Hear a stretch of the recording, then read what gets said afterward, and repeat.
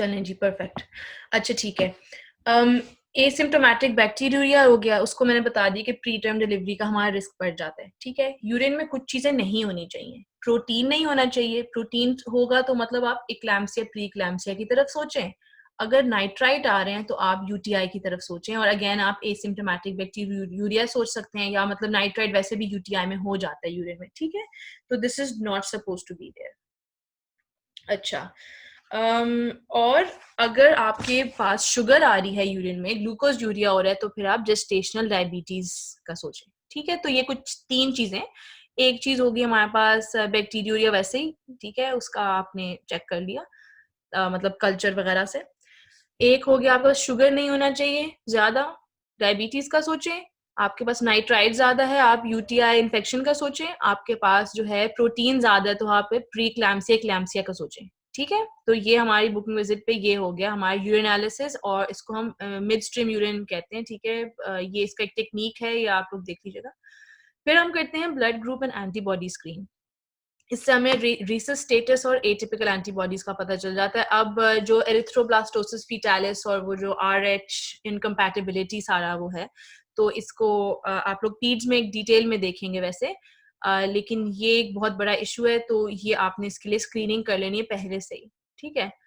फिर haemoglobinopathy screening होती है, इसमें सिकल सेल की स्क्रीनिंग होती है, थैलेसीमिया की स्क्रीनिंग होती है, ठीक है। तो ये आपने कर लेनी है। और इन्फेक्शन स्क्रीन में हम लोग हमारी सेटिंग में हेपेटाइटिस बी, हेपेटाइटिस सी और HIV लाजमी करते हैं। उसके अलावा हम सिफिलिस और रुबेला का स्टेटस भी देख लेते हैं डिपेंडिंग ऑन एरिया, ठीक है। फिर dating scan and first trimester screening, मैं आपको बता दिया डेटिंग स्कैन का टाइम क्या था, 12 वीक्स था, और फर्स्ट ट्राइमेस्टर वाली स्क्रीनिंग जो है। अच्छा, डेटिंग स्कैन में क्या क्या चीजें पता चलती हैं? एक तो आपने एस्टिमेटेड डेट ऑफ डिलीवरी ना पता कर ली, ठीक है। उसके अलावा आपको पता चलती हैं कुछ मेजर कंजेनिटल एनोमलीज, जैसे कि एनेंसेफली है। अब एनेंसेफली तो शुरू में ही पता चल जाता है कि नर्वस सिस्टम नहीं सही डेवलप हो रहा, ठीक है। उसके अलावा जो है एक चीज होती है, उसको हम कहते हैं नकल ट्रांसलूसेंसी। मैंने ना ये नीचे लिखा हुआ है ऊपर या नीचे, तो मैं इसको उस जगह पे ले जाती हूँ so that we can see it as well. Ultrasound,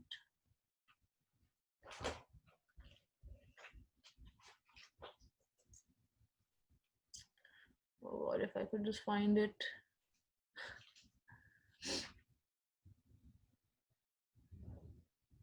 dating scan गुम हो गया है। ओके, विल गेट देयर, हम पढ़ते पढ़ते वहां पहुंच जाएंगे, फिर मैं एक्सप्लेन कर दूंगी। ओ, मिल गया है, ठीक है। ये है डेटिंग स्कैन एट 12 वीक्स, ठीक है। और मैंने इस ब्रैकेट्स में लिखा हुआ एनॉमली स्कैन एट 20 वीक्स, ताकि याद रहे, ठीक है। हम एस्टिमेटेड डेट ऑफ डिलीवरी से देख सकते हैं। अगर कोई फीटल ग्रोथ रिस्ट्रिक्शन है, कोई बहुत सिवियर किस्म की, ठीक है, तो वो हम इस पे देख सकते हैं। अब फीटल ग्रोथ रिस्ट्रिक्शन में उसके अलावा भी कुछ केसेस आते हैं। ये भी हो सकता है कि जेस्टेशनल सैक बन गया है उसमें, लेकिन फीटस नहीं है, ठीक है। तो ये डायग्नोसिस ऑफ प्रेगनेंसी की तरफ चला जाता है कि आपको तभी पता चल जाएगा उसमें फीटस नहीं है, या फिर फीटस है उसकी हार्ट बीट नहीं है, ठीक है, या फिर उसका बीटा HCG तो प्रेगनेंसी वाला है, लेकिन यूट्रस में कोई फीटस ही नहीं है, तो मतलब एक एक्टोपिक प्रेगनेंसी की तरफ आप सोचेंगे, ठीक है। एक्टोपिक भी चेक हो जाएगा, और मतलब फीटस की वो भी चेक हो जाएगी वायबिलिटी, ठीक है। अच्छा, फिर उसके अलावा मल्टी फीटल प्रेगनेंसी, आपको पता चल जाएगा आर देयर 2 फीटसेस, आर देयर 3, कितने हैं, ठीक है। तो मल्टीपल प्रेगनेंसीज का आपको पता चल जाएगा। फिर ट्राइसोमीज की स्क्रीनिंग, इसकी करते हैं नकल ट्रांसलूसेंसी चेक करते हैं, वो एक पैरामीटर है। आप लोग बस नकल ट्रांसलूसेंसी याद कर लें कि वो चेक करते हैं ट्राइसोमी के लिए, ठीक है। तो फिर आगे हम लोग डिटेल्ड इन्वेस्टिगेशन करते हैं, जैसे कि एमनियोसेंटीसिस, कोरियोनिक विलस सैंपलिंग, जो इंशाल्लाह हम कल देखेंगे, ठीक है। फिर ग्रोस एनोमलीज जैसे कि एनेंसेफली, वो आपकी चेक हो जाती है। तो यहाँ में लिखा हुआ है also major nuchal translucency if there is exceptionally raised beta HCG, तो then we will have a trisomy 21 most probably, ठीक है। अब बीटा HCG का ये है कि एक तो नॉर्मल आपके प्रेगनेंसी में इंक्रीज हो रहा होता है लेवल, ठीक है, लेकिन उसके बाद अगर ये बहुत ज्यादा है, मतलब इसके ट्वाइस या थ्राइस बीटा HCG के नंबर है, तो then you will think that there is something wrong, ठीक है। फिर आप मैटरनल एज को भी देखते हैं। We know that in Down syndrome an age of more than 35 to 40 years is not a good prognostic factor, ठीक है, तो ये आपके पास ये चीजें होगी हैं, the things that we can check at a dating scan and we should. अच्छा, अब मैंने ये समरी लिखी हुई है, एडवाइस, सारी बुकिंग विजिट की समरी लिखी हुई है, ठीक है। एडवाइस हमने क्या देनी है, पेशेंट का हम बीएमआई चेक करते हैं, उसको बीएमआई से रिलेटेड एडवाइस देते हैं। ये हमारे पास एक टेबल है, पेज नंबर 17 है, टेबल 2.1 है, इसमें बीएमआई और उसके कुछ associated maternal and foetal risk factors हैं, ये आप लोग खुद ही देख लीजिए, ठीक है। फिर नॉर्मल प्रेगनेंसी में जो हमारा वेट गेन होता है, it in the last trimester preferably it's 11 to 16 kgs, ठीक है। लेकिन जिनका बीएमआई ज्यादा होता है उनमें जो वेट गेन होना चाहिए वो कम होना चाहिए, तो ये बुक में आपके पास लिखा हुआ है, I want you guys to read this on page 16, ठीक है। फिर डाइटरी एडवाइस हमें क्या देंगे, ये यूक्यू भी पूछा हुआ था डाइटरी एडवाइस का कि आप फीमेल आई आप उसको क्या डाइटरी एडवाइस दोगे, तो उसमें सबसे पहले ये है कि do not eat for two. जैसे हमारे सेटिंग में अक्सर कहते हैं ना कि आप जो है आप दो हो गए हैं तो आप दो लोगों का खाना खाएं, which is not how it's suppose to be, ठीक है। जो प्रेगनेंसी में है वो कैलोरिक इनटेक ज्यादा होती है, but just by I think 500 calories, अब मुझे याद नहीं है सही, जस्ट बाय अ बिट। तो आप जो है अपनी बैलेंस डाइट लें, आप अपनी मील्स को जो है डे टाइम में 5 to 6 मील्स में कर दें, आप अपने फ्रूट्स की इंटेक, फ्रूट्स एंड वेजिटेबल्स की इंटेक ज्यादा करें, और अपने जो फ्राइड चीजें हैं, ड्रिंक्स हैं, कोला वगैरह, उनकी आप डाइट कम कर दें, ठीक है। उसके अलावा फाइबर रिच फूड्स आप लें, ठीक है। एटलीस्ट हाँ, ईट एटलीस्ट 5 पोर्शन लिखा हुआ है। एंड प्रेगनेंसी में जो डाइटिंग है वो रिकमेंडेड नहीं है। बाय डाइटिंग आई मीन कि अपनी जो कैलोरिक इनटेक है उसको आप 1200 से कम बिल्कुल भी ना करें। रिकमेंडेड वैसे 2000 होती है, उससे भी ज्यादा होती है, तो वो आप उससे कम ना करें। लेकिन ये है कि अपनी डाइट को इतना ज्यादा भी ना बढ़ा लें कि आपका एक्सट्रीम वेट गेन हो, क्योंकि अगर आपका एक्सट्रीम वेट गेन होगा तो आपका बीएमआई बढ़ जाएगा, और अगर बीएमआई बढ़ेगा तो आपकी बेबी की डिलीवरी में कॉम्प्लिकेशन ज्यादा हो जाएंगी, ठीक है। तो ये कुछ डाइटरी एडवाइस है, काफी वेग है, आप खुद भी बना सकते हैं, but you need to be able to answer those questions, ठीक है। फिर हम लोग एक्सरसाइज पे एडवाइस देते हैं। एरोबिक एक्सरसाइजेस, एरोबिक एक्सरसाइजेस जो हैं वो रिकमेंडेड हैं, लेकिन कॉन्टैक्ट स्पोर्ट्स इज नॉट, ठीक है। तो please don't go boxing if you are expecting, लेकिन you can do some, there are these pelvic floor exercises जो बहुत ज्यादा रिकमेंडेड हैं, इससे पेन भी कम होता है, बैक पेन, पेल्विक पेन भी कम होता है, और डिलीवरी में भी आसानी रहती है, ठीक है। तो go for pelvic floor exercises और एरोबिक एक्सरसाइजेस। फिर ब्रेस्ट फीडिंग के बारे में आप उसको एडवाइस देंगे। अच्छा, हम ये इतनी जल्दी ब्रेस्ट फीडिंग की एडवाइस क्यों दे देते हैं, क्योंकि जब एक लेडी एक्सपेक्ट कर रही होती है ना, तो वो उस एडवाइस के लिए सबसे ज्यादा रिसेप्टिव होती है एट दैट पॉइंट, ठीक है। अभी वो जिंदगी से थक नहीं गई होती, अभी she is very excited, she is very happy, तो आप सारी अच्छी वाली एडवाइस उसको ना उस टाइम पे देंगे when she is expecting. Breast feeding के बारे में आपने उसको बताना है सारा, ये पीड्स के अंदर ब्रेस्ट फीडिंग का एक सेपरेट चैप्टर है कि how breast feeding is protective against a lot of fetal diseases, diarrhoea के अगेंस्ट प्रोटेक्टिव है, और मदर के लिए भी कितना अच्छा है, तो ये आप पीड्स में देखें, ठीक है। फैमिली प्लानिंग के बारे में उसको बताएंगे प्रॉपर्ली, और इवन उसको कॉन्ट्रासेप्टिव्स के बारे में एट दैट पॉइंट आप बता सकते हैं, ठीक है, बिकॉज वो सुन लेगी आपकी बात। फिर प्रेगनेंसी केयर ऑप्शंस, अब इसमें वही आता है, होम डिलीवरी आता है, कोई मिडवाइफरी यूनिट है, या फिर हॉस्पिटल है, टर्शरी केयर हॉस्पिटल है, ठीक है। तो प्रेगनेंसी केयर ऑप्शंस में होम का फायदे और नुकसान, हॉस्पिटल के फायदे और नुकसान, ये आप थोड़ा सा देख लीजिए। ये हमने कम्युनिटी मेडिसिन में किया था, तो मैं बार बार इसको रिपीट नहीं करूंगी।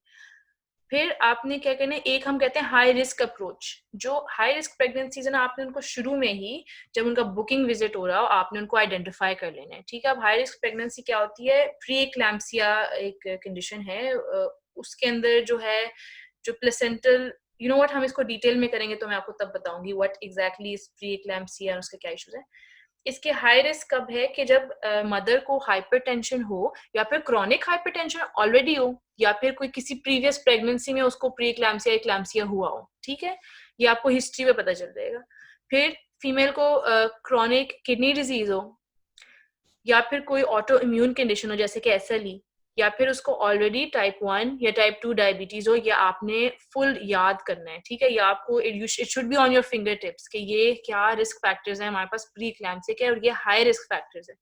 फिर हमारे पास आते हैं कुछ मॉडरेट रिस्क फैक्टर्स, ठीक है। या वो फीमेल प्राइमी ग्रेविड हो, primi gravid means first time, ठीक है, उसकी प्रेगनेंसी पहली उसकी प्रेगनेंसी है, एज मोर देन 40 इयर्स हो, उसका जो प्रेगनेंसी का इंटरवल हो वो 10 साल हो, ठीक है, मोर देन 10 इयर्स हो उसको लास्ट बेबी हुए हुए, बीएमआई उसका मोर देन 35 हो, फैमिली हिस्ट्री हो, कोई प्री एक्लैम्सिया की सिस्टर को हुआ था या मदर को हुआ था, फिर कोई मल्टी फीटल प्रेगनेंसी हो, ठीक है। तो ये हम आगे मल्टी फीटल प्रेगनेंसीज के बहुत ज्यादा रिस्क फैक्टर्स और दूसरी चीजें भी हैं, ये हम पढ़ेंगे, ठीक है।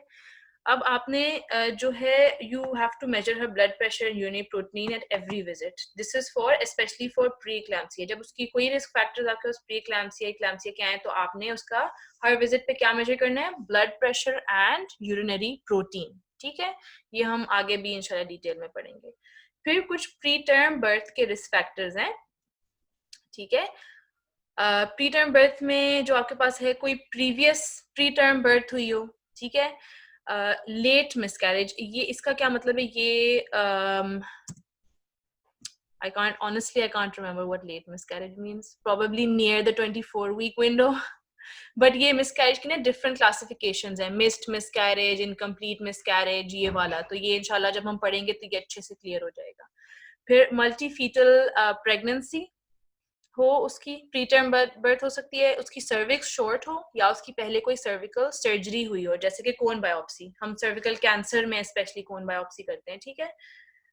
उसके लिए हम क्या करेंगे, उस रिस्क में अगर वो आए तो हम उसको सीरियल सर्विकल लेंथ स्क्रीनिंग जो है ऑफर करेंगे, साथ में फीटल फाइब्रोनेक्टिन कराते हैं, इससे आपको ना प्री टर्म का अंदाजा होता है। ये सिर्फ मैंने गो थ्रू इसलिए लिखा हुआ है क्योंकि अगर कोई एमसीक्यू इस तरह का आ जाए तो यू कैन आंसर इट, ठीक है, लेकिन technically you don't have to remember. फिर फीटल ग्रोथ रिस्ट्रिक्शन की क्या रिस्क हैं, उसकी सिम्फिजियो फंडल हाइट, एक्सक्यूज मी, ये मैं क्या बोल रही हूँ, what have I written? Okay. For some reason मैं यहाँ पे ना नोट्स बनाते बनाते खत्म हो गई थी, तो that's why ये ऐसे दिख रहे हैं। तो fetal growth restriction का हमें कब पता चलेगा कि अगर उसकी सिम्फिजियो फंडल हाइट जो है वो सही नहीं है, तो आप फिर उसकी हर विजिट पे 24 वीक्स पे आप उसकी लेंगे सिम्फिजियो फंडल हाइट और उनकी अल्ट्रासाउंड कराएंगे, ठीक है। और फिर आगे विटामिन डी डेफिशिएंसी हो सकती है और जेस्टेशनल डायबिटीज मेलाइटिस हो सकता है, और ये हम लोग सेपरेटली भी जेस्टेशनल डायबिटीज पढ़ेंगे, इसलिए don't worry about it. You know what, I think I need a break, तो how about we get back at 7:40, थोड़ी लंबी ब्रेक लेते हैं, ठीक है। 7:40 तक वापस आते हैं री एनर्जाइज होके, so that we can study more. चले जी, see you guys at 7:40.